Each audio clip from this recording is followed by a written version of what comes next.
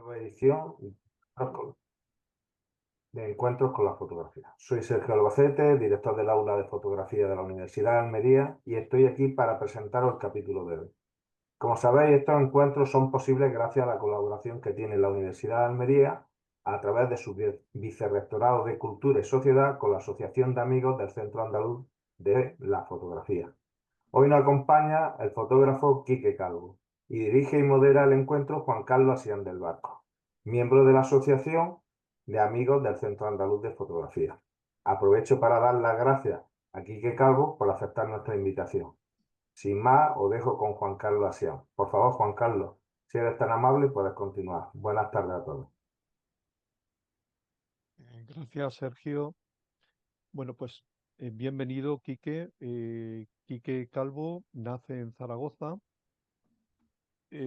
fotógrafo, periodista y autor, se especializa en cultura y medio ambiente, ha trabajado en decenas de países cubriendo historias que van desde las belugas en el Ártico hasta los trajes tradicionales Hmong en Laos. Sus imágenes han sido publicadas en revistas como National Geographic, The New York Times, Time, The Wall Street Journal, The Washington Post, New York Magazine, Rolling Stone y Vanity Fair, entre otras. Educador certificado por National Geographic y es colaborador del blog Voices de National Geographic, sus imágenes están representadas por AP Images, Redux Pictures y la colección de imágenes de National Geographic. Recientemente ha sido admitido como Fellow del Explorer Club. Ha formado parte de expediciones científicas fluviales en Colombia, Brasil y Perú. A lo largo de los años ha participado en numerosas expediciones de National Geographic, desde España y Patagonia hasta Costa Rica y el Amazonas. Además, disfruta impartiendo talleres de fotografía y ha sido conferenciante invitado en instituciones de prestigio como la School of Visual Arts y la Universidad de Yale. Quique ha recibido la beca Safina Center en 2020, 2021 y 2022. Fundador del proyecto Little Explorer Big World, una iniciativa cuya misión es crear libros bilingües que aumenten la conciencia de los niños sobre los problemas medioambientales globales y fomenten la alfabetización multilingüe. Hasta la fecha se han donado más de 26.000 libros bilingües gratuitos a niños que viven en comunidades remotas de todo el mundo, gracias a la colaboración con ONGs locales, empresas y lectores. Quique es pionero en el uso de pequeños sistemas aéreos no tripulados para producir fotografía aérea como arte, así como una herramienta para la investigación y la conservación. Su trabajo inicial con drones fue destacado como genialidad en el almanaque de National Geographic 2019. También es conocido por su icónico proyecto fotográfico World of Dances, que explora la intersección entre la danza, la naturaleza y la arquitectura. Ha escrito 15 libros, entre ellos Drones for Conservation, Staten Island, A Visual Journey to the Lighthouse at the End of the World, Habitats, con prólogos de David Douvillet y Jean-Michel Cousteau, y Corpus Christi en Nantucket. El profesor de antropología y autor Wade Davis ha descrito a Quique como un fotógrafo experimentado y cosmopolita y una voz fresca en el mundo de la antropología visual. Además es fundador de Luminous Photo Expeditions, una agencia de viajes especializada en expediciones fotográficas centrada en experiencias de vida silvestre y viajes etnográficos en todo el mundo, con énfasis en América Latina y en África. Bienvenido una vez más, Quique. ¿Cuándo y cómo se inicia tu relación con la fotografía? ¿Qué fue lo que te atrajo de ella? Y recuerda las primeras fotografías que hiciste, tu primera cámara, lo que sentiste al usarla. Lo primero que quiero decir es que gracias por la oportunidad de poder compartir un poco mi andadura profesional, que está muy vinculada a mi andadura personal. Son como dos caras de una moneda. Mi relación con la fotografía o mi descubrimiento, pues es un poco singular. Yo creo que los primeros encuentros que tuve fueron porque mi padre, periodista de Radio Zaragoza, vivía documentando todo lo que sucedía en la familia. Siempre estaba con una cámara en la mano. A veces la gente nunca veía las fotos, pero tenemos un recuento familiar de miles de fotos en una época que era caro revelar y no era tan accesible. Pero realmente el punto de inflexión en el cual la fotografía llegó a mi vida, podría decir que tristemente fue el fallecimiento de mi padre. Yo estaba estudiando economía, yo soy licenciado en economía por la Universidad de Zaragoza y en el último año fue diagnosticado con cáncer. Yo decidí dejar absolutamente todo durante un año. De hecho, me gradué un año después y me dieron diferentes becas para ir a Erasmus. Nunca las acepté porque quería estar con mi madre y alguien me ofreció la posibilidad de ir a estudiar a Estados Unidos, a la Universidad de Idaho. Sin saber muy bien dónde iba y a dónde me dirigía, acepté la propuesta y ese momento de llegar a una universidad americana becado, aunque yo tenía que haber seguido estudiando economía, transferí mis créditos y terminé vinculado a dos departamentos, el departamento de comunicación y el departamento de forestry, que en esa época estaba lanzando la interpretación ambiental, es decir, el uso de la comunicación para mensajes ambientales, algo que era novedoso en el mundo en esa época porque ya no soy tan jovencito. Y en esa universidad fue cuando realmente me enamoré de la fotografía, empecé a trabajar como pasante para el periódico del pueblo y quería compartiros cómo yo sin saberlo fui invitado a documentar un festival de jazz donde se encontraban personajes como Lionel Hampton, Paquito de Rivera, los números uno en el mundo en jazz. Y yo, desconocedor de estas cosas, pasé muchísimo tiempo fotografiando entre bambalinas todos estos proyectos. Esas fueron las primeras imágenes que creé que por supuesto cambiaron mi vida y el gran salto fue cuando fui aceptado como pasante en Naciones Unidas en Nueva York para trabajar en el departamento de fotografía. Esa fue mi arranque y mi transición entre un futuro economista que no estaba contento con su entorno, con el trauma familiar de tener una familia maravillosa que se descompuso por las circunstancias y mi hermano, Nano Calvo, que también es fotógrafo hoy en día y los dos utilizamos la fotografía como terapia, si lo podemos decir de esta manera, para salir adelante con nuestras penas y salimos a explorar el mundo. Así que esos fueron más o menos mis comienzos como fotógrafo. Como hemos comentado en la presentación, te especializas en cultura, medio ambiente y conservación, pero también en lo que podríamos denominar fotografía antropológica, sin dejar de lado otros estilos, otros proyectos fotográficos. Centrándonos en el medio ambiente y la conservación, la fauna y los lugares silvestres, ¿qué proyecto en estos campos destacarías y por qué de los que has realizado? ¿Y cuál ha sido el que más te ha marcado o emocionado o el que ha representado una mayor dificultad? Pues es una buena pregunta porque algo que sorprende en mi andadura profesional es el hecho de que he hecho muchas cosas. Ayer tenía una conversación con alguien de una agencia norteamericana de fotos bastante conocida y yo le estaba diciendo precisamente eso, que en el momento que yo me aburro, como que pierdo mi creatividad. Siempre necesito retos constantes para seguir creciendo y de hecho cuando encuentro una fórmula no me gusta seguir replicando esa fórmula porque como creativo me parece para mí aburrido. Arranqué en esa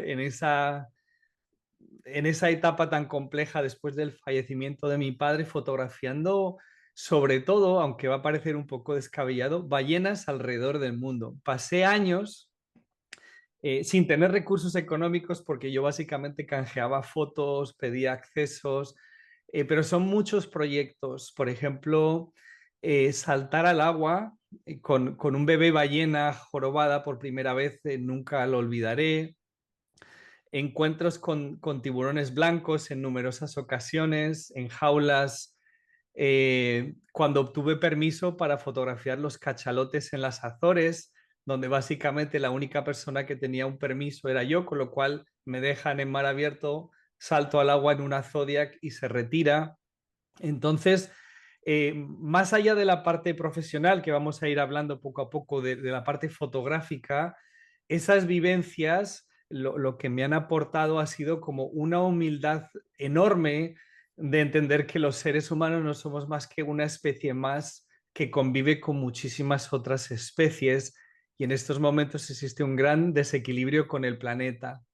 Entonces, para mí sería difícil compartiros o mencionar un solo proyecto porque han sido muchos y han sido muchos en primera línea, nadando con animales salvajes y teniendo un gran respeto por el mundo natural y sus maravillas, ¿no? No sé si te respondo, pero no quiero remarcar una sola cosa porque han sido muchas a lo largo de los años.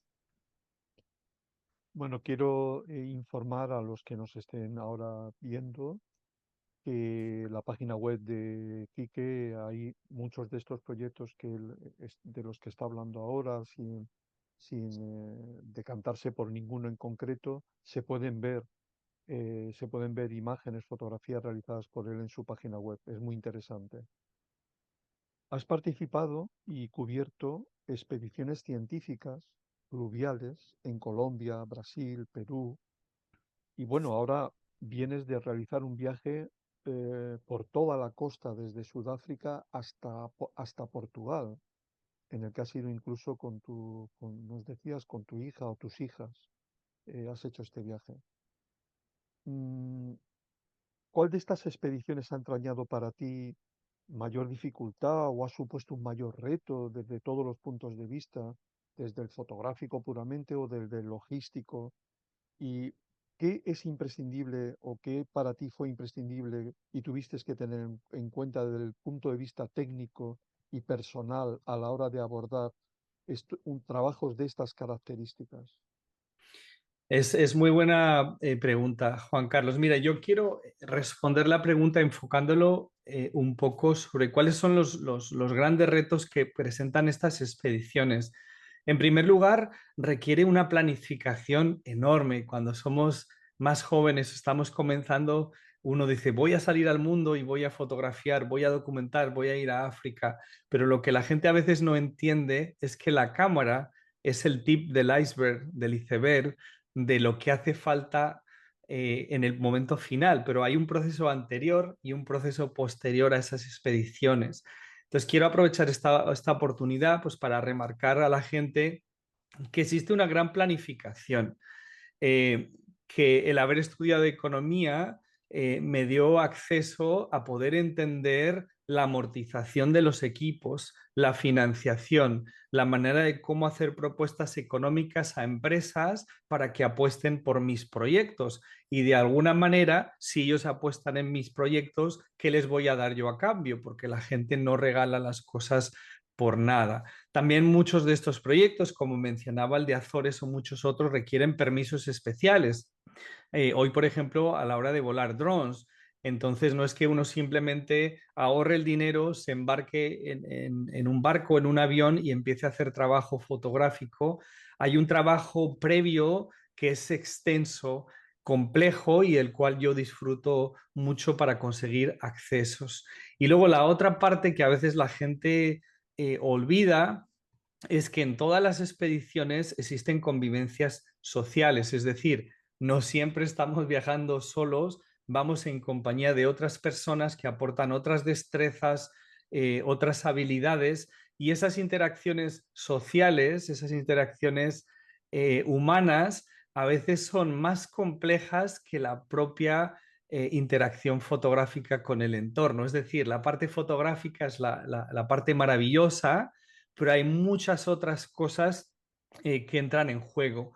Por ejemplo, y sin entrar en mucho en esto porque no quiero dar detalles, cuando arrancó la pandemia del COVID, yo salí ese mismo día a una expedición a Patagonia, sabiendo que era un error, porque me levanté en la madrugada diciendo que no iba a ir y pues finalmente mi profesionalidad me hizo ir y terminé quedando atrapado en un barco sin poder regresar. Cerraron todas las fronteras del mundo y nunca pudimos regresar al lugar donde estaba viviendo, que era Colombia.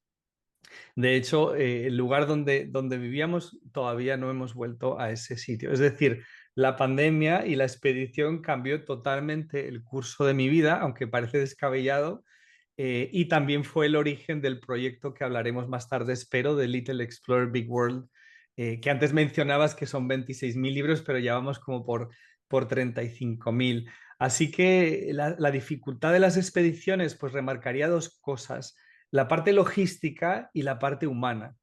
Y luego la parte humana, no de quienes le acompañan a uno, sino la parte humana de que el fotógrafo o el expedicionario tiene que dejar a su familia, a sus amigos, a su pareja, para ir a otro lugar remoto del mundo. Y a veces no es tan fácil cuando uno tiene niños pequeños o tiene problemas o hay un padre o una madre que está enferma, no hace mucha ilusión eh, montarse en un avión o en un barco e ir a otro sitio. Entonces, hay grandes sacrificios que los profesionales hacemos para llegar a ese punto, y a veces solo pensamos en la parte fotográfica, pero la parte fotográfica es el resultado final, pero hay un camino muy extenso y muy complicado antes y después. Y concretamente, ¿qué expediciones fluviales son las que has realizado? Mm, Es decir, hablamos de Colombia, de Brasil, Perú, pero ¿qué eran? ¿Ríos importantes? ¿Ríos afluentes de estos ríos? Claro, ¿Qué es lo que...? te respondo, te respondo. Es que como sé que no tenemos tiempo ilimitado, pues te voy a poner un ejemplo. Eh, con una persona que este año ha sido nombrado explorador Rolex del año y explorador de National Geographic, tuve la suerte o la no suerte de hundirme en el Amazonas. Nos encontrábamos en un viaje que transcurría desde Leticia en Colombia hasta Iquitos, y si la memoria no me falla, íbamos a un simposio de operadores de delfines rosados, un poco en ese momento, pues para explicar a la gente local que en lugar de matar a los delfines rosados, como ha sucedido durante muchos años, porque eran una competencia con los pescadores locales, pues se les estaba explicando, o concretamente la persona con la cual yo viajaba, yo iba más documentando precisamente eso. Y en mitad de la noche chocamos contra, creo recordar que era un tronco, se hizo un agujero en la lancha, y terminamos pues hundiéndonos y siendo rescatados por una familia que vivía en una de estas casitas. No me salen las palabras en español, en inglés se dice stilts, pero son casas elevadas de madera sobre plataformas para cuando sube la marea, porque para que la gente entienda, quien no ha visto, el río Amazonas es como si fuera un mar, y de una orilla a la otra no se ve la otra parte. Así que sí, a lo largo de los años pues he participado en numerosas expediciones de carácter científico, documental, antropológico. También he trabajado mucho para Naciones Unidas, para UNICEF. Entonces ha habido un montón de trabajos que tienen que ver con documentación, no solamente artística, sino utilizando las imágenes para usos posteriores, ¿no? O como un archivo, como un récord. Por eso, bueno, si hablamos más adelante de retoque o de procesos, pues verás que soy muy básico en mi forma de hacer las cosas. ¿Y qué técnicas fotográficas o equipos prefieres utilizar en tus proyectos? Me imagino que cada uno te exigirá a lo mejor un determinado tipo de material a utilizar. Y luego, ¿qué importancia tiene el uso de drones en este apartado? Porque, como hemos dicho en la presentación, eh, en el año 2019 National Geographic te puso como ejemplo tu trabajo con drones. Sí, muy buena pregunta, Juan Carlos. A ver si puedo conceptualizar lo que tengo en la cabeza. Conforme ha ido pasando los años, a pesar de que invertí miles y miles de euros comprando cámaras, comprando lentes, es curioso que conforme más tiempo pasa, menos equipo uso. Entonces es como, es un poco una contradicción al mundo de las marcas que a veces buscan influencers para conseguir que la gente compre equipos, ¿no? De hecho, yo he sido influencer de muchísimas marcas, incluido Leica en el pasado, pero algo que ha sucedido es que me he dado cuenta que no son tanto los equipos, sino que es simplemente el que está mirando, algo que es obvio, pero que a veces la propia industria no nos lo deja ver. Entonces, después de ese hundimiento en el Amazonas, que lo más increíble de todo eso es que el equipo que perdí era absolutamente nuevo, porque un mes antes me habían asaltado en Panamá y había perdido todos los equipos que había comprado durante toda mi carrera. Dos coches me siguieron a la casa desde el aeropuerto y se llevaron las cámaras, discos duros, MacBook Pro, absolutamente todo. Y un poco lo que sucedió en mi mente y empecé a incorporar lo que se llama la filosofía wabi-sabi de los japoneses, que en inglés dice nothing lasts, nothing is finished, and nothing is perfect. Es decir, nada dura, nada está terminado y nada es perfecto. Entonces lo que yo me di cuenta es que sí, hay ciertas herramientas que nos permiten y me permiten documentar y hacer cosas de manera altamente especializada, pero en la que en la mayoría de los casos las grandes imágenes universales las generamos con equipos muy sencillos, a lo mejor con un lente 50, con una lente rangefinder, incluso con el teléfono hoy en día, porque lo llevamos siempre. Entonces, pues soy muy sencillo a la hora de escoger mis equipos. Llevo unas herramientas básicas, sé utilizarlas muy bien y me baso en ellas. Sí que llevo duplicidad de equipos, es decir, si voy a un viaje largo, obviamente llevo más de un cuerpo, porque todo puede fallar, ¿no? La otra cosa que aprendí después de ese robo en Panamá es que tengo múltiples copias de seguridad de todo. No solamente llevo un disco duro, llevo más de uno, porque he tenido como 2 ordenadores MacBook Pro que han muerto, y también subo a la red, al cloud, a la nube, copias de seguridad de mis mejores imágenes desde que estoy en la localización, porque lo que yo aprendí con ese robo es, yo volvía de un viaje de fotografiar ballenas, documenté un comportamiento que yo nunca había visto, un poco tipo, bueno, Moby Dick, con una ballena dando golpes a unos pescadores. Todas esas imágenes se perdieron, desaparecieron con el robo y a pesar de que yo llevaba múltiples copias de seguridad, nunca llegaron al destino final porque se llevaron absolutamente todo. Entonces, una copia de seguridad no es tal, salvo que existan múltiples copias en lugares diferentes, tanto físicos como espaciales o en la nube. Y en relación al uso de los drones, pues yo tuve la suerte de asistir de manera por curiosidad a la primera conferencia de drones que se dio en Nueva York en el mundo y fui como periodista. Y en esa conferencia se presentaron pues todos los, digamos que los individuos que luego serían icónicos en el desarrollo de los drones. Por ejemplo, estaba la compañía DJI, que hoy tiene un predominio del mercado. Esa exposición me dio la idea de empezar a escribir sobre el mundo de los drones. De hecho, escribí para el blog de National Geographic, expliqué cómo volar drones, cómo construir drones, e incluso fui contratado para documentar el terremoto de Katmandú. Viajé con un equipo multidisciplinar, con DJI, volamos diferentes miembros de todo el mundo y después de que estaba Katmandú devastado, yo creo que por ahí en el internet o en mi web o en YouTube tiene que haber algún vídeo, se volaron drones, se crearon mapas utilizando fotogrametría y entregamos mapas en tiempo real a las gentes de las comunidades que no tenían maquinaria pesada. Y lo que era muy singular es que cogían los escombros de un sitio y los ponían en otro.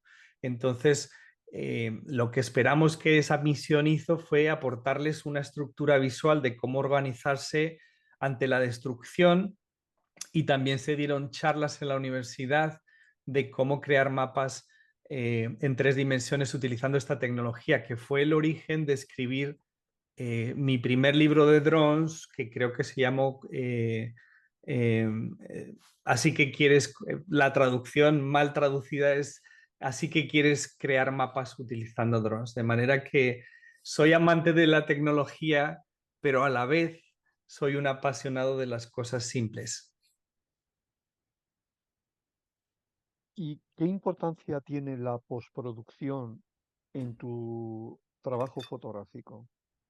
¿Cuáles son los aspectos esenciales o tienes líneas rojas que no bajo ningún concepto quieres traspasar? Pues mira, es una buena pregunta y es una pregunta ante la cual voy a ser absolutamente sincero. Yo no soy tan seguidor de otros fotógrafos ni del contenido visual que crea otra gente. Vivo en mi propia burbuja creativa y voy a hablar desde mi corazón y desde mi experiencia. Yo la verdad es que pertenezco a una escuela clásica. Yo aprendí a hacer fotos con negativos en el cuarto oscuro. Mis primeras fotografías fueron de Kofi Annan, el secretario general. Eh, esa fue mi interacción con el mundo fotográfico. De hecho, los pies de fotos los poníamos en Naciones Unidas con una máquina de escribir en unas etiquetas. Se escribían, se pegaban en la diapo. Entonces, yo he crecido inmerso en una escuela donde me gusta que mi trabajo sea la realidad que tengo frente a mí. Entonces, soy muy básico a la hora de procesar imágenes o más bien aburrido, porque realmente prácticamente no hago nada en mis imágenes. Cuando yo doy mis talleres enseño a la gente, lo que los trato de dar conciencia es de, ¿queréis ser retocadores o queréis ser fotógrafos? Entonces, yo en mi mente lo comparo como un diamante en bruto. A veces veo gente que tiene una mala roca y pasa horas y horas y horas haciendo postproducción. Y eso a mí me parece que no tiene sentido, porque si la materia prima no es buena, por mucho que hagas, la esencia no va a estar ahí. Y a veces hay imágenes que ya son tan maravillosas con sus pequeños errores técnicos dentro pues hechas con un teléfono, hechas con una cámara, que no hace falta prácticamente retoque. Así que respondiéndote, te diría que mi trabajo tiene muy poquito retoque, es muy básico.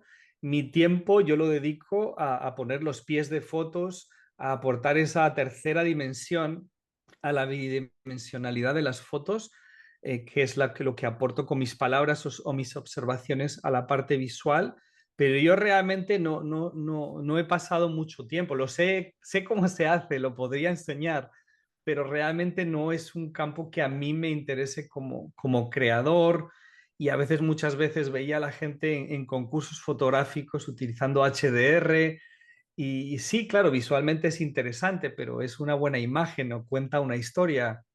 Eh, entonces yo diría que yo soy muy básico. De hecho, yo seguí utilizando Aperture cuando lo descontinuaron Apple, porque me daba lo mismo, ¿no? La transición a Lightroom y a otros sistemas lo hice forzado. Y no por desconocimiento, porque ya en esa universidad americana pues nos enseñaron Photoshop, nos enseñaron muchas cosas que eran muy novedosas en esos años, pero sin embargo mi intención siempre ha estado más en la manera de ver el mundo y no la manera técnica de procesar los archivos.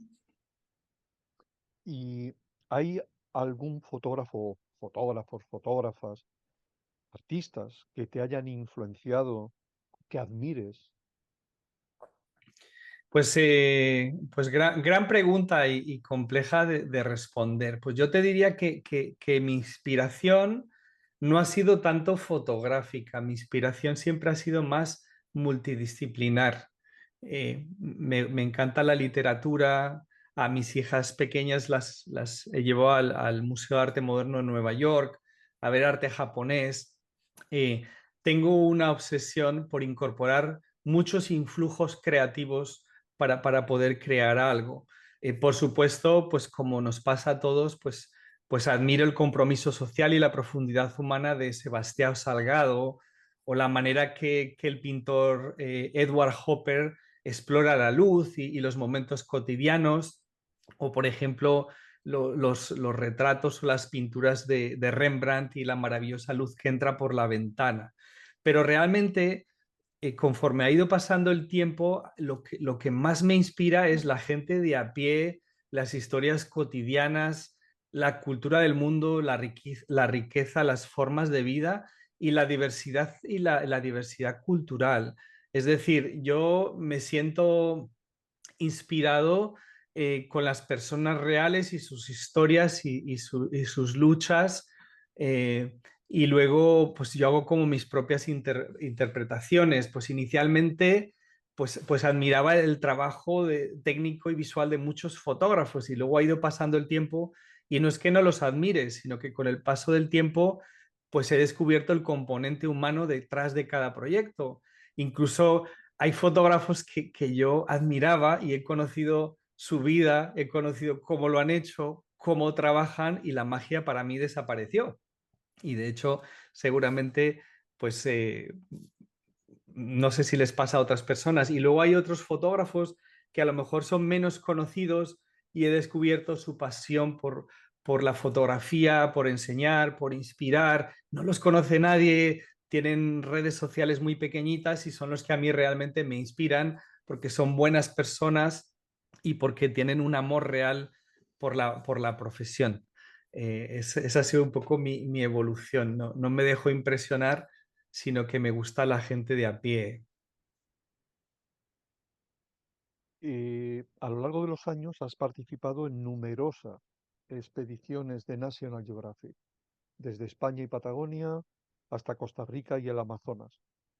Eh, ¿Cómo empezó tu relación con National Geographic? Y mm, ¿cuáles de estos trabajos que has realizado para National Geographic ha supuesto para ti, ha sido más exigente o te sientes tú más satisfecho de estos trabajos? Aunque ya sé que no eres muy partidario de seleccionar uno sobre otro, pero aunque No, sea algunos de ellos. sí, claro que sí, yo te puedo responder. Bueno, pues no solamente he trabajado con National Geographic, he trabajado para muchísimas otras organizaciones. La manera que yo comencé es curiosa, la verdad, y no voy a dar nombres, pero yo me dirigí a dos personas de la organización y a la vez que estaba dirigiéndome a esas personas, me dirigí a una persona que creo recordar en esa época que era editora para Smithsonian. Y yo estaba en un viaje de vacaciones con mi madre, vino a Estados Unidos y estábamos conduciendo por la costa este y recibí una contestación donde se me pidió que fuera a National Geographic pues, a mostrar mi trabajo.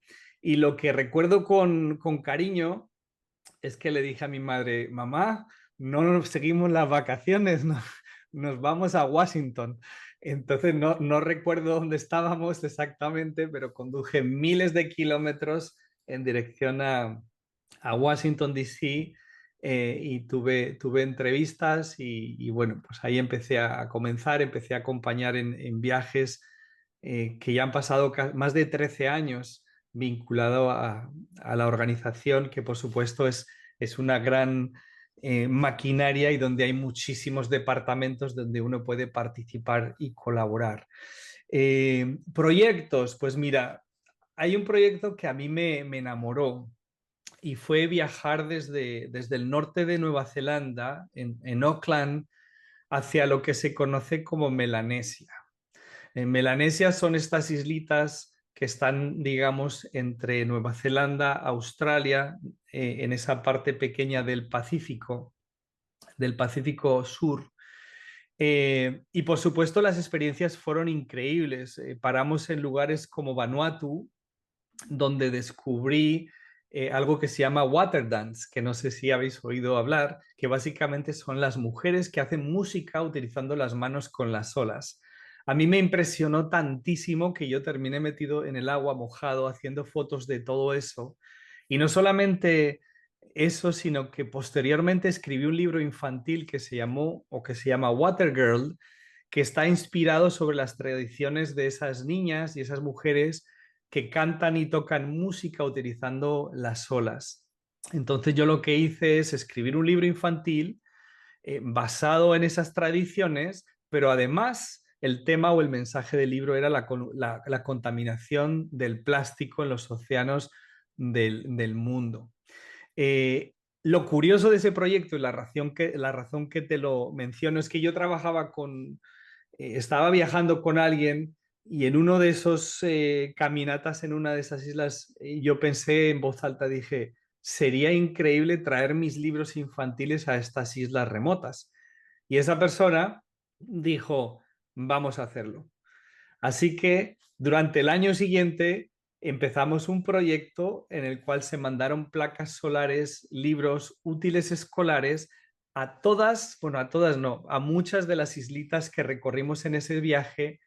Y a mí ese proyecto me impactó porque posteriormente tuve la oportunidad de regresar al año siguiente y ver cómo mis libros estaban en las escuelas, que bueno, eran 4 paredes vacías, sin mesas y los libros, y no había equipos y no había cosas. Entonces ese proyecto para mí me impactó, pero han sido muchos, porque he pasado, ya te digo, pues más de, no sé cuántos años han pasado, pero más de 25 años, igual ya, sí, 25 años dando la vuelta por el mundo, documentando y siempre haciendo cosas basadas en el corazón. Yo siempre he seguido proyectos que me inspiran, que me apasionan y ha sido un poco como la rienda de mis trabajos fotográficos. Entonces, ese es uno de Melanesia que particularmente me encantó, y si alguien tiene curiosidad y quiere buscar el librito, salen fotos de ese viaje, salen los niños,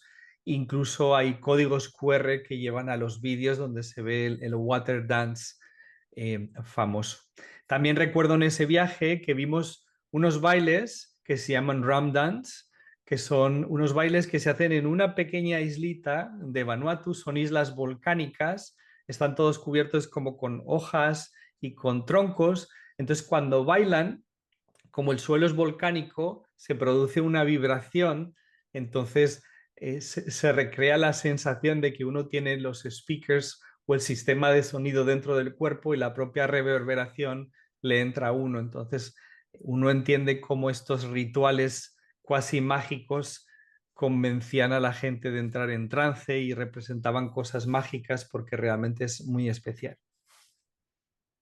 Y para terminar con National Geographic, ¿has realizado trabajos en colaboración con algún otro fotógrafo de National Geographic? Por ejemplo, nosotros en este ciclo de encuentros hemos tenido a Tino Soriano, que ha trabajado también para National Geographic.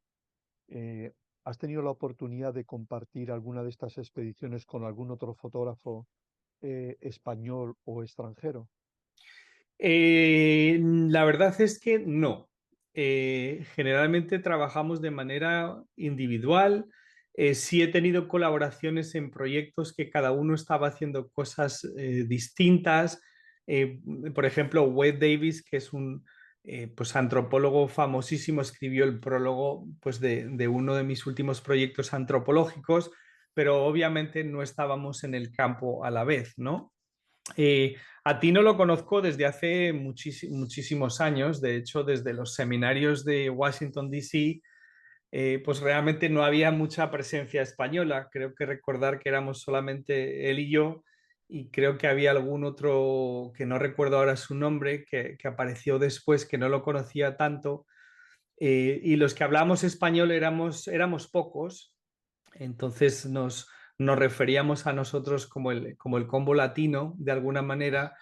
Entonces eran momentos muy especiales, tengo grandes recuerdos y claro que sí, el tener la oportunidad de ir a cenas donde estaba Jody Cobb o Steve McCurry e interactuar con todos esos fotógrafos icónicos que uno soñó desde niño, pues para mí fue impactante. De hecho, la primera vez que yo estuve en el auditorio, pues nunca se me olvidará, porque yo miraba a mi alrededor y decía, no, no puede ser, este es tal, esta es Maggie Stiver, este es todos esos nombres. Y luego, pues con muchos de ellos, como le pasa a Tino, pues he mantenido relaciones de amistad, relaciones profesionales, y los he visto después y converso a veces. Entonces, obviamente no con todo el mundo, porque todos tenemos personalidades y proyectos diferentes, pero sí tengo relaciones cordiales con casi todos y algunos particularmente, eh, pues un gran cariño. Hace unos pocos meses te acaban de elegir como Fellow del The Explorer Club, una de las instituciones científicas más imponentes del mundo, fundada en 1904 y cuyos ilustres miembros han sido exploradores de los rincones más insospechados del mundo y del espacio. ¿Qué ha significado para ti esta designación y cómo piensas que influye o va a influir en tus proyectos futuros? Bueno, pues me alegro que hagas esta pregunta porque a mí me hizo una ilusión que es difícil de describir. Te voy a poner una anécdota para que luego la gente pueda... el Explorers Club, por cierto, que voy a ir ahora 2 semanas a un evento ahí a Nueva York. Se guardan los diarios y la memorabilia de expediciones de todo el mundo. La bandera ha estado en la Luna, bajó a las Marianas, abajo a la fosa. Y por ejemplo, se dice que el personaje de Indiana Jones fue inspirado en un antropólogo que pertenecía también al Explorers Club. De hecho, el látigo original que utilizaba esa persona está en el club. Entonces, para alguien apasionado por la cultura, por la fotografía, por la narración visual, el entrar a ese círculo de personas y de investigadores, pues supuso o supone una gran responsabilidad y un honor a la vez. Por otra parte, pues valida años de esfuerzo y trabajo y dedicación que he dedicado pues a descubrir, a comprender, a proteger pues una riqueza cultural y ambiental que existe en este mundo. Pero para mí lo más importante es que creo que es una oportunidad de inspirar a la gente más joven a entender, respetar y preservar el patrimonio natural y cultural del mundo, que es un poco mi misión en la vida, más allá de la fotografía. Y yo creo que es un punto de inflexión que me anima a seguir soñando y a asumir retos mayores, pero sobre todo a tener una mirada respetuosa, sensible y comprometida con el planeta. Es decir, al tener todos esos compañeros como parte de ese club, pues uno como que tiene un tirón de orejas y dice, wow, tienes que tener cuidado con lo que haces, con lo que dices, cómo te presentas, porque tiene un impacto en futuras generaciones, ¿no? Entonces, para mí me produjo y me produce una gran satisfacción y una gran felicidad. Bueno, dejando sin comentar un gran número de trabajos relacionados con la cultura, las tradiciones, el mundo marino y submarino, los viajes, los destinos, de los que de una amplia selección de imágenes, repito, puede contemplarse en tu página web, me interesa hablar de los realizados para New York Times. ¿Cuál de ellos destacarías y por qué? Y estos trabajos eran para el suplemento, para un suplemento de New York Times, para el propio periódico, para la corporación. Claro que sí. Mi trabajo para el New York Times fue centrado en la sección de viajes, que era mi pasión en su momento.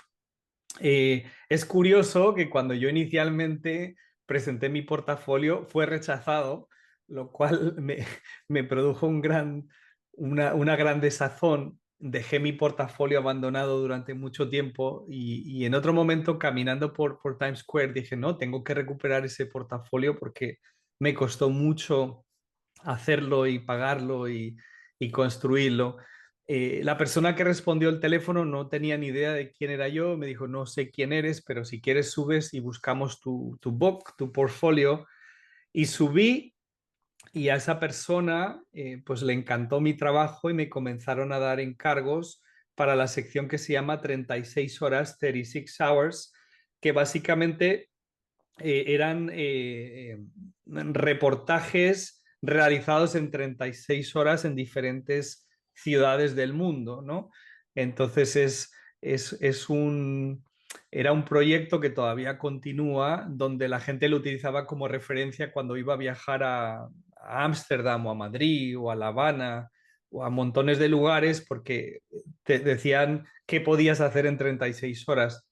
Eh, lo que a mí me gustó de esa colaboración fue que me enseñó a abrir puertas, me enseñó a resolver situaciones, porque muchas veces me llamaban un miércoles y me decían, puedes ir el viernes a Managua a hacer una historia, pero yo es que no he estado en Managua hace muchos años. Bueno, pero ¿quieres ir o no?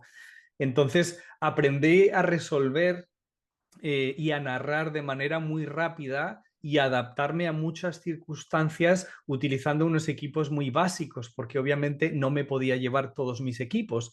En esa época estaba utilizando Leica, trabajaba con un 50, con un 24, y muchos de los reportajes que hice fueron basados en esas rangefinders y con equipos muy sencillos. Así que eso es básicamente lo que hice. Hice historias en Costa Rica, en Nicaragua, creo que se hicieron también en La Habana, no sé, hubo varias. Hice algunos otros encargos para otras secciones, pero nunca vinculado al tema de las noticias o, o conflictos, sino más bien vinculado al mundo de los viajes, aunque sí te puedo decir que no me has preguntado que durante muchos años he hecho encargos para Associated Press en Nueva York y realicé encargos tanto comerciales como editoriales para grandes marcas y para muchísimos medios, documentando eh, la Feria de la Moda de Nueva York, Fashion Week.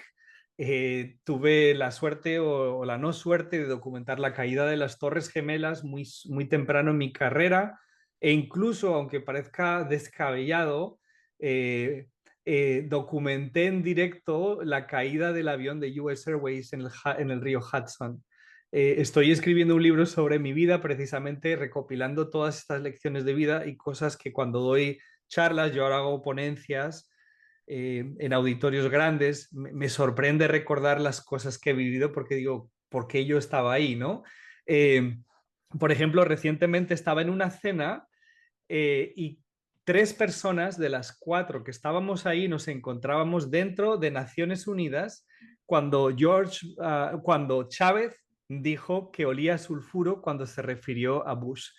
Entonces son momentos del periodismo o momentos que yo estuve ahí, me imagino que porque estaba siempre fotografiando Nueva York con la cámara en la mano y vivía apasionado por aprender y hacer cosas. Bueno, ya no sé, me he ido un poco por los cerros de No, Úbeda, no, pero no.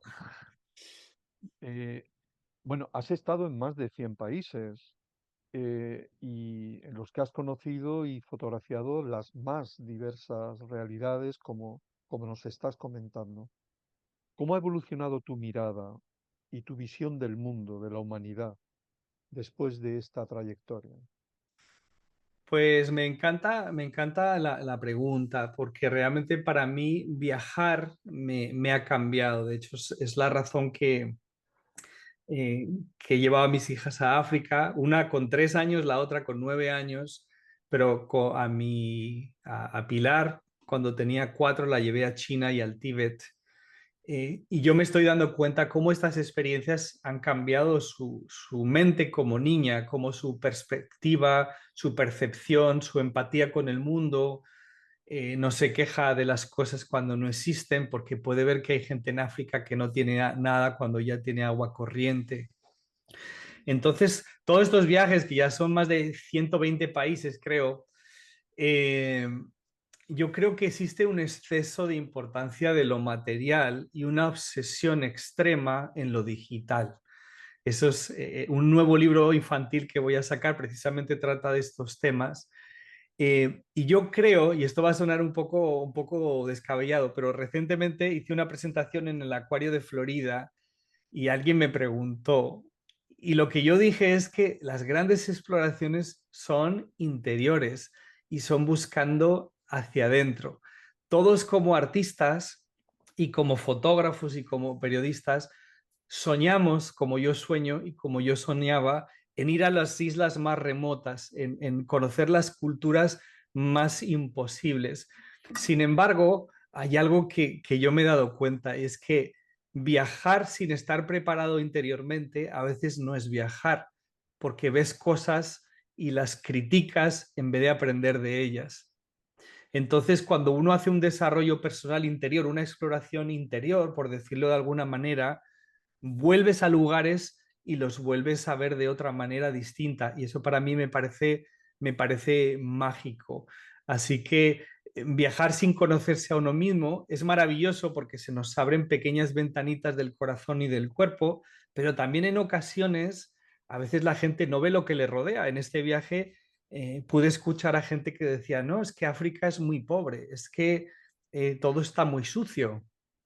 Entonces, pues obviamente, pero es que yo no es lo que yo estaba viendo, yo estaba viendo la riqueza cultural, la riqueza musical, la complejidad de vida de alguien que nace en Costa de Marfil, la gente que se monta en una patera con 70 personas, que estuve viendo una exposición ahora al terminar en las Islas Canarias, con comida desecada, sin baños, con unos oleajes salvajes para llegar al otro sitio y que los manden de vuelta.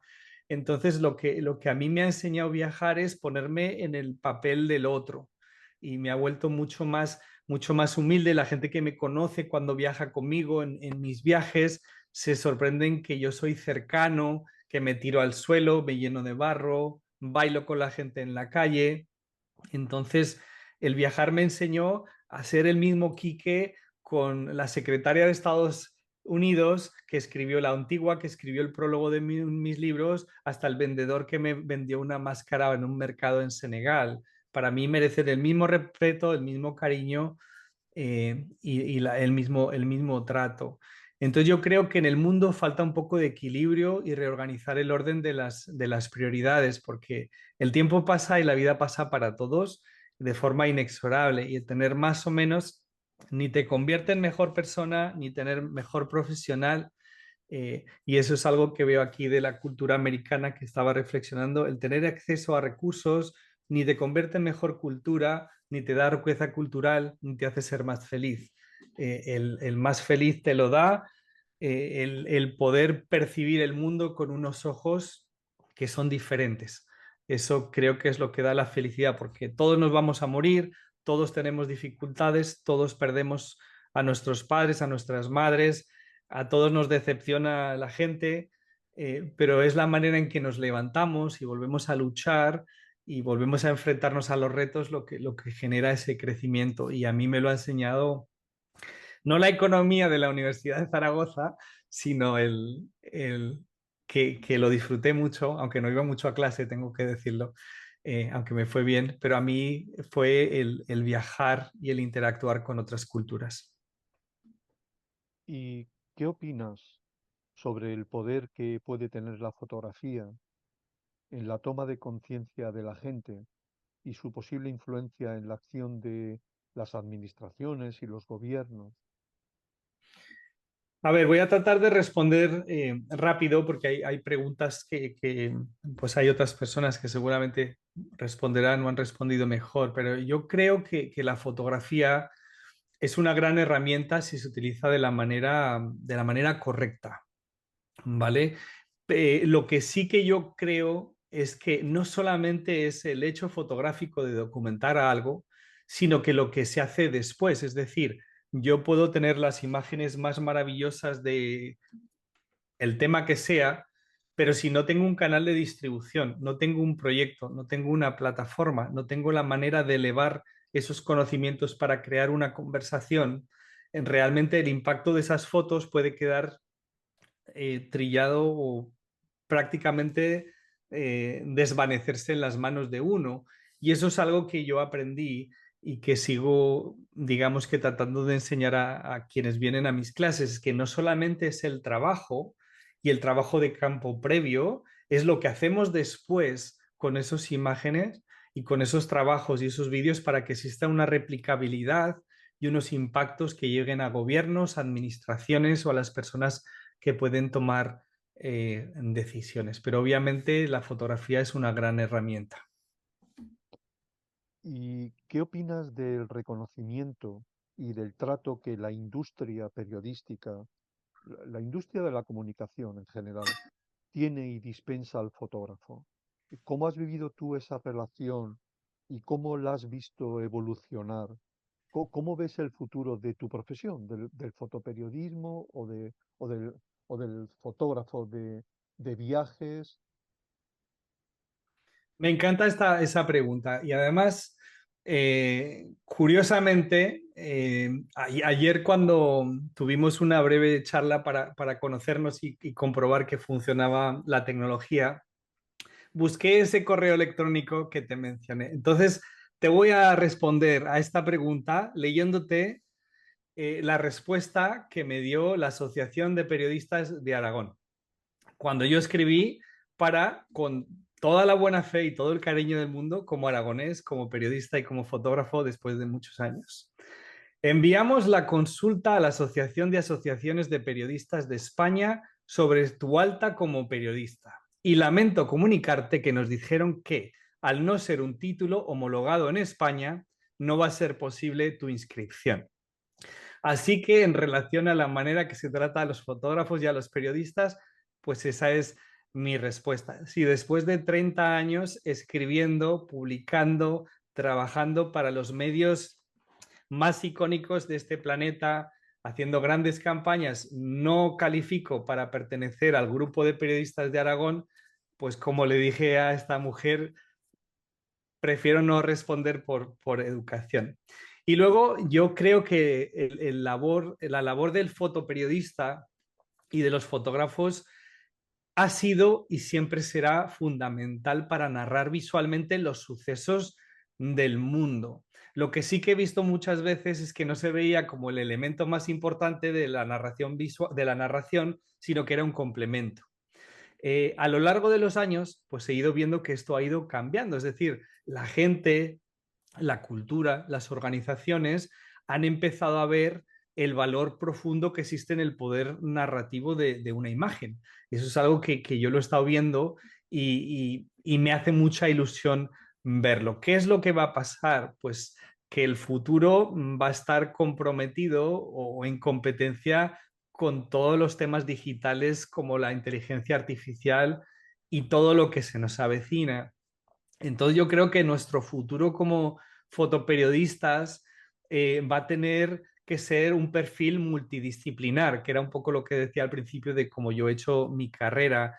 Vamos a tener que ser altamente creativos, éticamente conscientes, digitalmente preparados, porque lo uses o no lo uses, tienes que tenerlo. Pero lo que creo que va a ser la esencia va a ser, a ver cómo puedo conceptualizar todas estas cosas que tengo en la cabeza. La calidad narrativa, la autenticidad y la capacidad de adaptarse a los nuevos lenguajes que van a venir en el futuro de la narración visual, pero nunca perdiendo esa esencia informativa y humana. Son tiempos complejos, es decir, las nuevas generaciones no sé a lo que se van a enfrentar, pero yo creo, respondiéndote, es que sí creo que la gente ha empezado a valorar la fotografía como arte y la narración visual como algo importante que documenta la cultura y se le empieza a dar un poco más importancia. ¿Cuál es el problema? Pues el problema son las oportunidades laborales, la valoración económica de lo que crea cada uno y luego los retos tecnológicos a los cuales nos vamos a enfrentar. Eres fundador del proyecto que ya has mencionado, Little Explorer, Big World, una iniciativa cuya misión es crear libros bilingües que aumenten la conciencia de los niños sobre los problemas medioambientales globales y fomenten la alfabetización multilingüe. ¿Qué nos puedes contar de este proyecto, de su evolución y cuál es tu intención con él? Pues te agradezco enormemente que incluyas esta pregunta porque Little Explorer Big World es como mi tercera hija. nació a consecuencia de la pandemia. Como os contaba, quedé en un barco, cambió mi vida, cambió la vida de mi familia de manera drástica. Durante mucho tiempo, pues no, obviamente ni podía viajar, ni podía hacer ciertas cosas, pero mi hija en ese entonces, Pili, tenía 4 años y dije, quiero inspirar a las futuras generaciones sobre algunos de los temas que considero importantes. Y todos mis viajes me han dado una primera línea de ver el deshielo, de ver cómo especies desaparecen, la extinción, conflictos, el plástico en los océanos. Entonces, armado de valor, escribí un primer libro que se llamó, bueno, la serie se llamó Las aventuras de Pili, The Adventures of Pili. Todos los libros son bilingües y hoy en día existen ya más de 25 libros en 23 idiomas. Y lo más increíble o lo que más orgulloso estoy de este proyecto es que traducimos los libros a lenguas indígenas, traducimos los libros a idiomas que no son comerciales. Es decir, una familia asentada puede entrar en Amazon y puede comprar el libro de colorear, puede comprar lo que quiera. Pero el verdadero trasfondo del proyecto es que llevamos libros a lugares que son prácticamente inaccesibles, donde no hay educación, por ejemplo, en pueblos en el Amazonas, en Mongolia.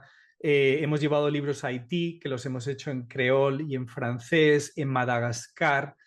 Entonces, lo que me siento orgulloso de ese proyecto es que ha habido miles de vidas que esa pequeña chispa creativa que tuve, que está teniendo un impacto positivo. El día de mi cumpleaños este año recibí decenas de niños de todo el mundo cantando feliz cumpleaños de organizaciones y se los mostré a mis hijas y yo no me lo podía creer. Eh, Ese es seguramente el proyecto que más me ha marcado, sigue creciendo, está dentro de una fundación en Nueva York vinculada al Safina Center y hemos hecho colaboraciones con montones de instituciones y hay varias premisas en los libros. Siempre son bilingües, siempre es un personaje femenino y siempre hay un amigo o una amiga que es local o que es indígena. Y hay un mensaje universal y hay un mensaje local cultural. El próximo que va a salir dentro de muy poquito es sobre las tradiciones, las mascaradas que están de moda en España, pero las mascaradas de toda la península, bueno, de toda Europa, y sobre la importancia de preservar cosas que tienen un gran valor. Y el otro mensaje de ese nuevo libro es limitar el tiempo que los niños pasan mirando pantallas, porque creo que tienen que estar jugando, tienen que estar aprendiendo, bailando, leyendo y no mirando cajas que no inspiran, ¿no?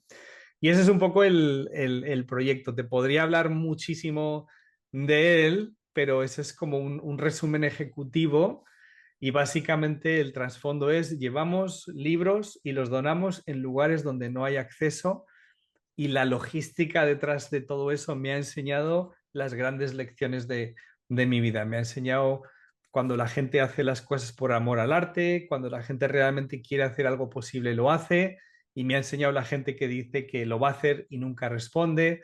Entonces, es un proyecto que sigue vivo, sigue creciendo y me encanta. Todos los prólogos están escritos por gente pues famosas en sus campos. Mencionabas a Tino Soriano. Tino Soriano escribió uno de los prólogos, pero ha escrito prólogos pues Wade Davis, ha escrito prólogos Maggie Stiver de National Geographic, Wade Davis de National Geographic y muchísima otra gente. ¿Y hay algún lugar o cultura que aún no hayas fotografiado, pero que te gustaría hacer? Pregunta compleja, ¿no? Yo siento una gran atracción y curiosidad por lo que se dice en inglés off the beaten path, es decir, todos esos sitios que el viajero común no va y que por ende no han sido muy fotografiados porque o son peligrosos o son desconocidos o tradiciones que son tan específicas que acceder a ellas es complicado. Mi curiosidad intelectual y fotográfica se redirige hacia ese tipo de temas. Entonces, destinos hay muchos, pero si coges un mapa mundi y buscas los sitios donde hay tradiciones más extrañas, seguramente están en mi vista de lugares eh, que estoy tratando de explorar. ¿Te gusta tener el control sobre tu trabajo, es decir, completo, seleccionar las fotografías, intervenir en su edición, en los textos que puedan acompañarlas, o prefieres delegar esto en otras personas? Pues curiosamente, a mí me cuesta mucho delegar. Yo no sé si es porque soy perfeccionista eh, y a veces me decepciono cuando alguien está haciendo algo y veo que no le ponen el tiempo o la pasión necesaria para que siga adelante un proyecto. De manera que suelo ser la voz cantante de muchos de los proyectos que hago. Esto no quiere decir que no trabaje con gente, porque el proyecto de Little Explorer, pues obviamente hay diseñadores, hay traductores, hay ilustradores, hay una maquinaria detrás que es compleja, pero las grandes decisiones y los grandes esfuerzos, pues los suelo hacer yo. Fotográficamente hablando, eh, casi todos mis proyectos he estado detrás de la edición, he estado detrás de la selección de fotos, del trabajo de campo, es la manera que lo hago, aunque siempre dicen que uno mismo no es buen editor de su propio trabajo. eh, También he vivido momentos donde imágenes han sido utilizadas de forma que no encajaban con mi visión y lo que yo quería pretender hacer. De hecho, en algún momento a gente muy conocida y marcas conocidas, pues he presentado propuestas de libros y básicamente pues interesaba la idea, pero había que remodelar el libro y convertirlo en otra cosa diferente. Entonces yo decía, no, no, pero es que ese no es mi libro, ese es tu libro. Entonces, lo que ha terminado sucediendo es eh, que yo me lo guiso y yo me lo como, para bien o para mal. Entonces, eso me ha dado un gran aprendizaje a muchos niveles. Obviamente, consulto con expertos y recibo información de otra gente. Pero, por ejemplo, pues hice uno de los libros oficiales de la Expo de Zaragoza, de la Expo del 2008, que tuvo 300 páginas en 3 idiomas. Inicialmente se me quiso alquilar las imágenes y yo dije que no. Y al final lo que hice es tomar todo el proyecto, contraté imprentas, hice todos los proyectos y todo el proceso desde principio a fin. Así que los libros que la gente ve pues son como mis bebés porque sí que estoy involucrado en ese proceso. Obviamente, cuando trabajo para una revista o trabajo para una empresa, pues entrego mi material y ellos deciden cómo se usan, ¿no? El New York Times, ellos deciden las fotos que van. Pero siempre que pueda tener un control creativo en lo que se llama ese framework a la hora de que la gente interprete mi trabajo, pues prefiero tenerlo, si puedo. ¿Cómo ves el papel de la fotografía en los circuitos del mundo del arte, el de los museos, el del coleccionismo privado? ¿Tú participas también de algún modo de ello? Es decir, ¿vendes fotografías? ¿Estás representado por alguna galería? ¿O no te has involucrado en ese apartado? Pues en su momento llegué a tener mi propia galería en Zaragoza. Sí vendo y he vendido imágenes para colecciones y fine art. De hecho, mencionabas el proyecto de World of Dances, Mundo de Bailes. Por ejemplo, esas imágenes, aparte de alguna haberse incluido en el libro, creo que se llamaba Stunning Photographs de National Geographic, como fotografías espectaculares o algo así, pues una de mis fotografías favoritas, que son unas bailarinas encima de un bus, pues estuvo expuesta en el Museo de Arte Moderno de Panamá. Entonces sí que he hecho exposiciones, sí que he hecho cosas, pero no he entrado en ese mundo que me doy cuenta que está vinculado a más cosas que la parte artística, igual que otros mundos de la fotografía y yo prefiero dedicarme a lo que me dedico, poner mis esfuerzos y no depender de nada ni de nadie. Ese ha sido una de las cosas que yo aprendí en mi evolución llegando a Nueva York a los 24 años, donde no tenía absolutamente nada, porque no tenía nada, fui sin recursos, me dieron una pasantía en Naciones Unidas no pagada, como siempre. Entonces, esa primera exposición, digo, perdón, esa primera llegada a Nueva York, sobreviví con el dinero que me dio vender fotografías en una exposición en la Universidad de Idaho. Que no fueron buenas fotografías, pero yo creo que la gente quiso apoyar a un futuro fotógrafo y que curiosamente la primera persona que firmó esa exposición era alguien que seguramente está saliendo en las noticias estos días, por lo menos en las del mundo, que es uno de los Kennedy, Robert Kennedy, que estaba dando una conferencia, que en su momento era un abogado dedicado al medio ambiente y al río Hudson, y yo fui a su conferencia y le pedí por favor si podía venir a mi exposición y terminó firmando ese librito que tiene que estar por algún sitio. O sea que respondiéndote, sí hay gente que colecciona mi trabajo y me contacta, pero no estoy representado por ningún marchante de arte ni he entrado dentro de esas cosas. He tenido exposiciones, pero siempre han sido gestionadas por mi persona. También hago muchas ponencias, voy a hablar en auditorios de más de 1000 personas, acabo de dar 2 ponencias para 800 personas, pero no tengo un agente, yo siempre como que lo hago todo, no sé si es que soy un poco tonto o qué, pero me gusta trabajármelo y hacerlo a mi manera. ¿Tienes alguna opinión? Acabas de mencionarlo hace un momento sobre la inteligencia artificial, sobre su relación con la fotografía y los escenarios que con ella pueden abrirse. ¿Qué opinas de ella? ¿La usarás como una herramienta más o como una herramienta más del mundo digital? ¿O la rechazas o ves un peligro en ella? ¿Cuál es tu opinión?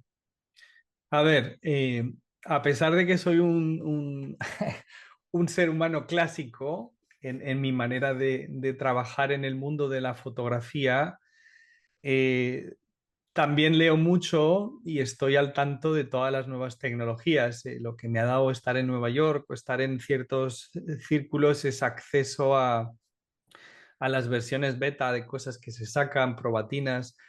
Entonces yo creo que la inteligencia artificial obviamente está aquí para quedarse. Entonces es un poco, en mi opinión, absurdo negarla, porque sería como haber negado la rueda cuando se inventó la rueda o decir que yo no quiero conectarme al Internet, que prefiero estar solo en un bosque. Bueno, pues sí, lo puedes hacer, pero realmente tu vida va a ser extremadamente complicada. Es una herramienta que he estado estudiando, que he estado analizando, me parece absolutamente maravilloso el potencial creativo que tiene. Sin embargo, viendo los resultados, a mí lo que me preocupa no es tanto los resultados que se van a crear, sino lo que va a pasar con la inteligencia humana. Es decir, la gente va a llegar a un momento que no va a saber redactar, no va a poder coger un texto e interpretarlo. Entonces me da la sensación que se va a crear una codependencia tan grande que va a tener un impacto casi físico en nuestras neuronas y nuestra manera de pensar. Y a mí lo que me preocupa es qué pasará si un día no hay conexión, qué pasará si un día quienes controlan estas cosas no nos dan acceso o si solamente tienen acceso unas élites. Esa es la parte que yo pienso que va más allá de si es increíble o no. Obviamente, el describir un prompt que dicen los americanos y, por ejemplo, el otro día YouTube me invitó, fue YouTube o Google, a una nueva cosa que estaban desarrollando para creativos, para los shorts. Entonces yo quedé maravillado de las cosas que van a venir. O sea, ya se pueden producir escenas de películas de manera automática. Entonces, claro, por un lado uno pensaría, bueno, pues es que es la democratización. Ahora un pequeño creativo en un pueblo de México puede crear una película. Sí, claro, pero es que todo el resto del planeta también. Es lo que pasó con la música y con la fotografía. Es un arma de doble filo. Por supuesto, las redes nos dieron una distribución global. Yo ahora mismo subo mis fotos, como hice ayer por la noche, a AP Images y ya están vendiéndose en revistas de todo el mundo. Pero igual que lo hago yo, lo está haciendo todo el planeta. Lo mismo que con la música. Obviamente me puede escuchar millones de personas, pero la pregunta es, ¿y cómo voy a hacer yo sin recursos que me escuchen millones de personas? Porque no es tan fácil convertirse en viral. Yo he tenido vídeos virales, de hecho mi Instagram, curiosamente el mes pasado de manera orgánica, lo han visto creo que 14 millones de personas. Eh, pero obviamente no es todo el tiempo, ha sucedido por una serie de vídeos y porque ha ido creciendo, pero tener acceso a esa distribución es muy complejo y lleva muchos años. Entonces, no soy quien para decir qué es lo que va a pasar, pero sí que creo que está aquí para quedarse y la verdadera pregunta es qué va a pasar con el resto de los humanos y todas esas profesiones que van a desaparecer de manera radical. Porque ahora, por ejemplo, pues yo pasaba, no sé quién comentó el otro día, pues pasaba horas poniendo los pies de fotos y buscando información, pero ahora el chat GPT ya me puede servir para acelerar la manera en que describo, pero es que va a llegar un momento que yo voy a poder coger una fotografía, tirarla en una carpeta y automáticamente me la va a interpretar, me va a poner los tags, los keywords. Entonces, ¿qué va a pasar con todas esas profesiones que eran los que hacíamos esos pequeños pasos creativos? Esa es mi gran pregunta. Y la industria va diciendo, bueno, pues es que la foto siempre será la foto. Sí, la foto siempre será la foto, pero si tú tienes un blog y no tienes recursos, pues tú puedes entrar ahora mismo en WordPress y puedes poner automáticamente una foto generada con inteligencia artificial para crear el banner de un blog. Entonces, todas esas cosas van a cambiar la manera en que se está moviendo el mundo y nuestra interacción con el material y el contenido visual. Es complicado, es maravilloso, pero a la vez es complicado. Eres el fundador de Luminous Photo Expeditions, una agencia de viajes especializada en expediciones fotográficas, centrada en experiencias de vida silvestre y viajes etnográficos en todo el mundo, con énfasis en América Latina y África. ¿Qué puedes contarnos de esta actividad tuya? ¿Cada cuánto tiempo realizas una expedición? ¿Y a qué público va dirigido? ¿Qué personas son las que la realizan contigo? ¿Y cuáles son sus principales características? Bueno, pues Luminous Photo Expeditions surgió después de levantarme una mañana. Inicialmente surgió en Colombia con un proyecto, una empresa que se llama Colombia Photo Expeditions, que básicamente realiza viajes fotográficos, etnográficos y de aves en Colombia, ¿vale? Ese fue como el origen. Y luego me di cuenta que tenía contactos en todo el planeta, que había pasado 30 años fotografiando las culturas más remotas, que tenía acceso a fabricantes de katana en Japón, a, no sé, a los participantes del Carnaval de Barranquilla en Colombia, que conocía bailarines en África. Entonces dije, wow, qué bonito sería incorporar todo ese conocimiento en viajes de manera que el común de los mortales pudiera hacer un viaje acompañado de un experto como yo u otras personas que colaboran conmigo y no solamente aprender fotografía, sino poder ver el mundo con unos accesos y unas interpretaciones que son muy especiales. Eh, Seguimos haciendo expediciones de manera constante. Yo no voy a todas porque tengo otra gente que colabora conmigo, pero se hacen viajes a muchísimos sitios. Bueno, la gente invitó a la gente a que visite la página web, pero se hacen siempre, son cosas especiales, es decir, pues fotografiar al jaguar, al puma, celebraciones icónicas de ciertos pueblos y toda esa parte etnográfica y antropológica que para alguien sería muy complicado de hacer. Y entonces mi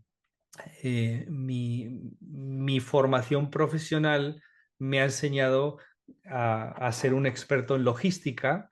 Entonces hacemos esos viajes y, por ejemplo, los viajes de Lindblad Expeditions, National Geographic Expeditions que se hicieron en Colombia, hace 2 años, pues los que estábamos detrás de esos viajes, pues fue mi empresa, tanto de la concepción del viaje como el desarrollo de los viajes. Entonces, se hacen muchas cosas y es como un proyecto por amor a la fotografía y al mundo de los viajes, donde nada está influenciado por lo que dicen otros, sino simplemente es un verdadero cariño por la multiculturalidad y diversidad del planeta. Eso es un poco lo que se hace. Ahora, por ejemplo, pues estamos haciendo una alianza, no sé si conoces a Quique Arnaiz, un influencer español, fotógrafo, pues Quique va a hacer 2 viajes conmigo ahora en este año, uno en Colombia, otro en Namibia, y he estado teniendo conversaciones con otras personas, pero también realizamos logística para otras empresas que hacen viajes fotográficos que son muy famosos y estamos detrás de ellos. También he hecho el intento de hacerlo con empresas españolas y me han salido rana, pero bueno, en eso no vamos a entrar, pero sí, básicamente eso es lo que hacemos, hacer logística para viajes y viajes que son únicos. Bueno, aunque te pilla lejos, tienes tu residencia en los Estados Unidos. Ahora, de hecho, estás conectado desde allí, desde Miami, creo que es la ciudad en la que estás ahora. Eh, ¿qué opinas sobre la creación del Centro Nacional de la Fotografía en España? Si tienes alguna opinión, si no, pues nada. Eh, ¿Qué te parece pues que se haya decidido por fin en España crear un centro que se dedique a la fotografía específicamente? Pues Juan Carlos, me parece una gran pregunta. A mí me parece que es un paso positivo y necesario.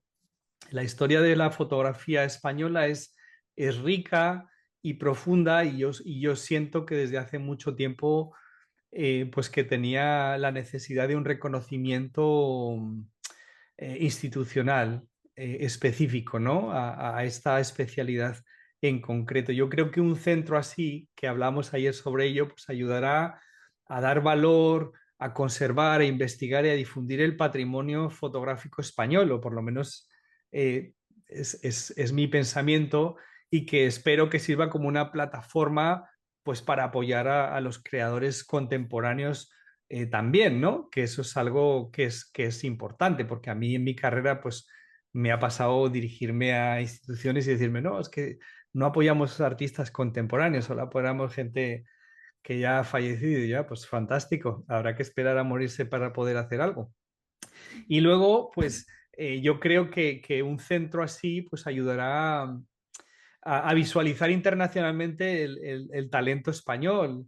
Yo espero que quienes estén presentes en ese centro, pues que se incluya a la gente conocida y a la gente no conocida y la gente que hace proyectos maravillosos y a lo mejor no se les conoce en España o gente, no sé, me gustaría que fortalezca las redes entre fotógrafos, investigadores y el público en general. O sea que yo pienso que es algo positivo. Bueno, estamos llegando ya al final de este encuentro con Quique y te quiero realizar unas últimas preguntas.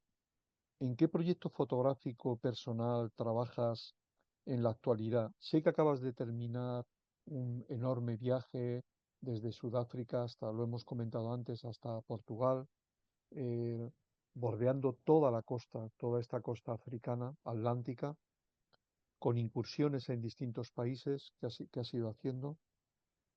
¿Hay algún proyecto que desearías realizar y que aún no has podido hacer, bien por falta de tiempo o de recursos? Pues mira, he empezado a hacer he empezado a escribir el libro de mi vida. No porque espere estirar la pata próximamente, que espero que todavía me quede tiempo, pero porque cada vez que viajo me llegan estas ideas, estos momentos y estas cosas que he vivido y digo, wow, ¿cómo ayudarían estas experiencias a enseñar a otra gente que a lo mejor no tiene la suerte que tengo yo de estar aquí? Así que una de las cosas que estoy haciendo es escribir ese libro un poco con cuidado porque según lo que escriba no volveré a trabajar para ciertas personas o ciertos proyectos, pero también un poco fiel a mí mismo y mis observaciones de lo que es la industria fotográfica y lo que yo he podido observar y lo que he podido vivir. Y también un poco enseñanzas para, pensando pues en mis hijas o en las futuras generaciones, de cosas que a veces no se nos cuentan, de cosas y imágenes mentales que tenemos de, oh, yo quiero hacer esto en la vida, pero no te dicen todo lo que hay que hacer para llegar a hacerlo, ¿no?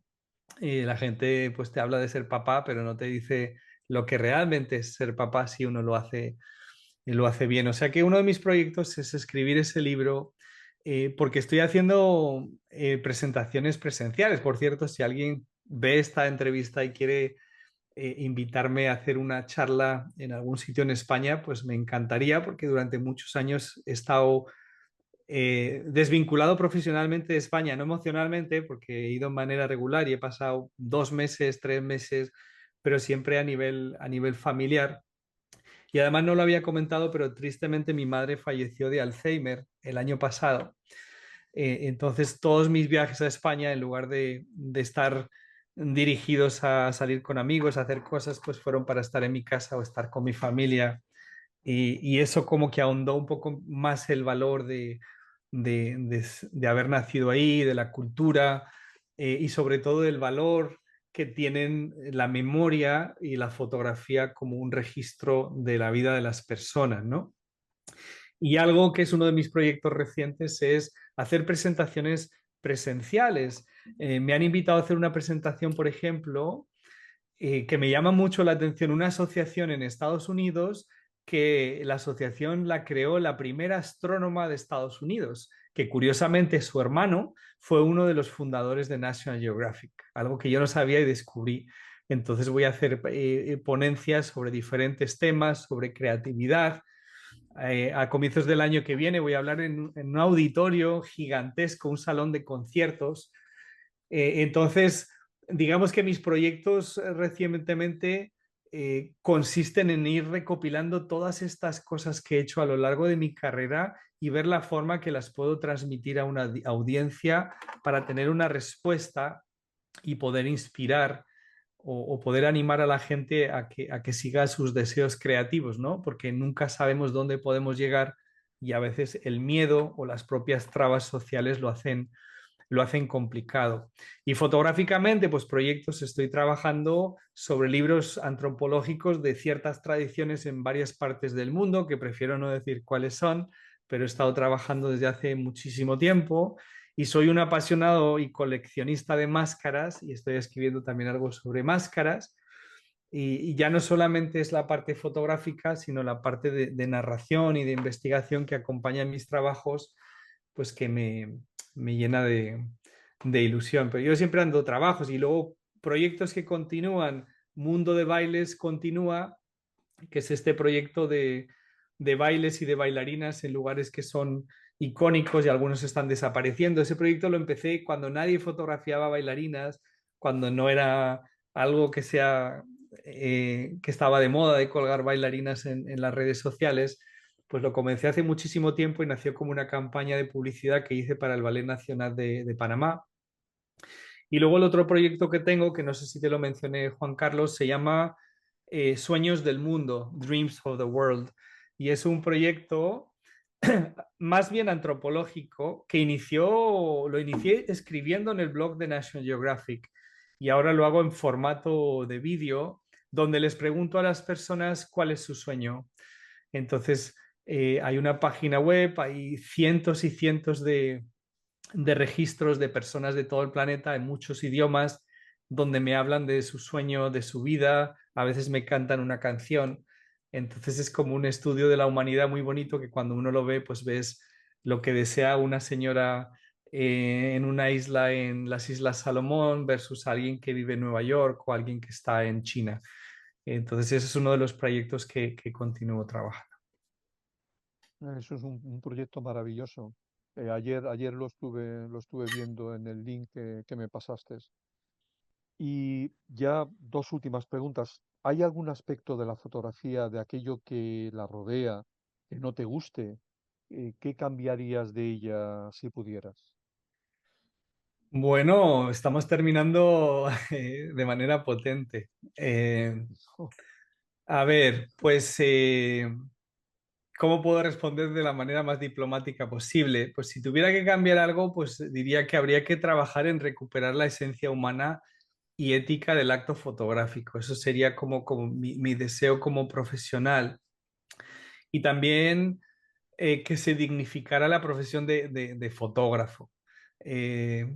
Fotógrafos somos muchos, cada uno lo hemos hecho de maneras diferentes, con trayectorias profesionales diferentes, pero es una profesión muy bonita, que a todos nos une una pasión por descubrir, por narrar, por contar. Y yo creo que a veces la remuneración económica obviamente no se corresponde con los esfuerzos. Yo por eso eh, pues tomé otra dirección en mi vida, me convertí en empresario, narrador visual y hago muchas cosas precisamente porque no quería depender de nada ni de nadie, por diferentes razones lecciones de la vida, y valorar la profundidad narrativa, no solamente la inmediatez y la superficialidad visual, sino la profundidad de la narración. Estos días estaba mirando Instagram y TikTok y yo la verdad es que yo me quedo asombrado de las cosas que la gente pierde el tiempo haciendo, la gente que sigue las personas, la falta de contenido real. Mis redes sociales pues han ido creciendo, ya no son tan pequeñas como antes, pero ha sido un camino lento porque yo solamente comparto contenido educativo, trato de aportar valor, y siempre con una reflexión profunda detrás de cada cosa, ¿no? Y a veces veo contenidos web y gente que habla de cosas y digo, Dios mío, pero si es que esta persona es que desconoce absolutamente lo que está diciendo. Entonces, para mí es un poco triste ver cómo los referentes visuales de la gente más joven en ocasiones son personas que no tienen la capacidad de compartir esos conocimientos que están contando. Y luego otra gente que es extremadamente valiosa, que desconoce las redes sociales, que son un mundo de conocimiento y que nadie los conoce o nadie los escucha sus consejos. Y eso es un poco lo que yo trato de aportar en las redes, como rescatar esos pequeños consejos existenciales que deambulan por el universo y que a veces no se escuchan.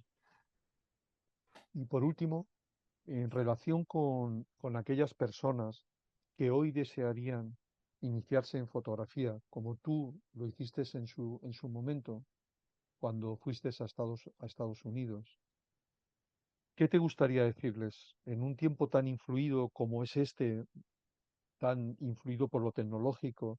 ¿Qué crees que deberían de tener en cuenta?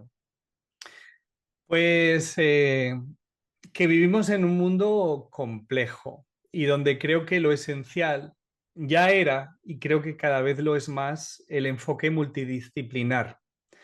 Eh, yo no creo solamente que es crear imágenes o narrar imágenes, creo que es entender el proceso, que es un proceso, lo que decía el antes, el durante y el después. Es decir, hay que pensar cuál va a ser el impacto que va a tener lo que estamos creando y para qué. Yo antes de salir a hacer fotos me pregunto, ¿para qué? ¿Cuál es mi audiencia? ¿Quién lo va a ver? Y de qué manera? Y luego la otra cosa y una reflexión vivida por experiencia personal es que, como pasa en la vida, no todos los fotógrafos ni todos los artistas arrancan desde el mismo punto. Hay gente que tiene conexiones, hay gente que tiene recursos ilimitados, hay artistas que tienen trust funds que no necesitan trabajar nunca. Y eso es una realidad y a veces cuando empezamos la gente no se da cuenta y no ha sido mi caso porque yo llevo trabajando toda la vida desde jovencito. Entonces yo a la gente más joven le diría que se enfoquen en creer en ellos mismos, que se formen, que observen el mundo, que se inspiren, pero que no copien. Nadie va a ser otro, ese otro ya existe. Te puede gustar las fotos de bailarinas de alguien, pero no hagas exactamente lo mismo porque seguramente eso ya se hizo. Y yo diría que exploren el mundo que nos rodea y el planeta, pero que se enfoquen, como decía antes, en conocerse a ellos mismos de manera interior. Porque como comentaba el otro día en una presentación que hice, la valía para el día de mañana, creo, para los futuros profesionales, es en esa mochila de vida y de experiencias que cada uno de nosotros llevamos dentro, nuestra manera peculiar de ver y no en esa parte técnica. Esa parte técnica es aprendible, todo el mundo lo puede aprender, todo el mundo puede aprender a conducir, todo el mundo puede aprender F8 y todo lo demás. Eso es mecánico, no que no sea importante, sino que la verdadera llave, en mi humilde opinión, para dejar huella y para poder despuntar profesionalmente como todos deseamos, es precisamente la manera en que vemos el mundo, la manera en que nos sobreponemos a los problemas y a los retos que todos tenemos y sobre todo, como siempre digo, que es como mi frase en todas mis entrevistas, en la capacidad de nunca dejar de soñar, porque momentos difíciles los tenemos todos, pero la habilidad de soñar y de levantarnos, eso es algo que se adquiere con disciplina, con constancia y no siempre es fácil.